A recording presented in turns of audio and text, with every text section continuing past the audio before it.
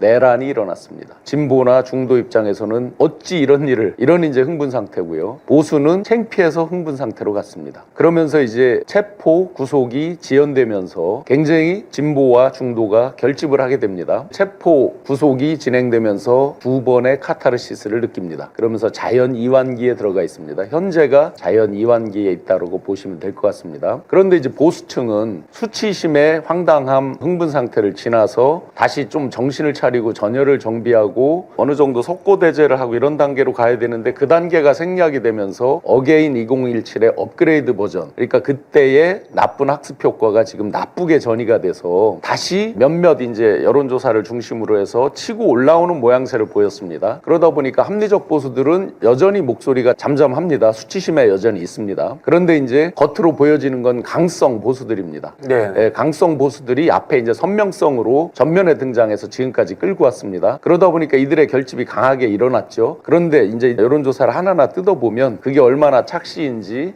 또 그게 앞으로 미칠 정부적 영향은 어떠한지 결론부터 말씀드리면 소위 진보나 중도 시청자 여러분들이 걱정할 게 1도 없다라는 부분을 말씀드리겠습니다. 제가 자연 이완기라고 말씀드렸잖아요. 우리가 텐션을 항상 유지할 수가 없습니다. 사람이 항상 내가 이 여론조사 받아야지, 우리가 항상 흥분 상태로 어떤 긴장 상태로 집중 상태로 이렇게 있기 어렵습니다. 내란성 불면증으로 오랫동안 시달렸습니다. 많은 분들이, 상당수의 국민들이. 그러다가 이제 조금 발을 뻗고 잠을 주무시는 그런 단계에 와 있습니다. 그러는 사이에 긴장하고 응축되고 결집하는 세력들이 있는 거죠. 120명, 많게는 엊그제 발표된 것들에 보면은 152명 뭐 이런 식의 이제 과표집들이 있습니다. 약 12에서 15% 잡아주고 시작을 합니다. 네네. 그런데 대선이나 총선으로 가면 어떻게 되냐면요. 통계학에서 아주 기본 원리들이 있습니다. 소위 모수가 커지면 노멀 디스트리뷰션, 합리적 다수가 원하는 거에 수렴한다. 이건 아주 통계학의 기본입니다. 그래서 대선이나 총선에 갈 때 다수가 원하는 방향으로 귀결이 되죠. 지금 위기감을 누가 느끼느냐를 봐야 되는 거죠. 네. 한쪽은 멀쩡하게 대통령을 오랜만에 만들었는데 5년 만에 만들었는데 중도 하차해야 되는 상황이고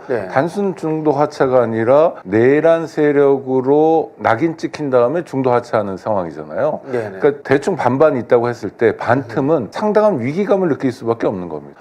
이 위기감 박근혜 탄핵 때랑 비슷해요. 우리가 앞으로 10년, 20년 동안 정말 큰일 났다. 어떻게 해야 되냐.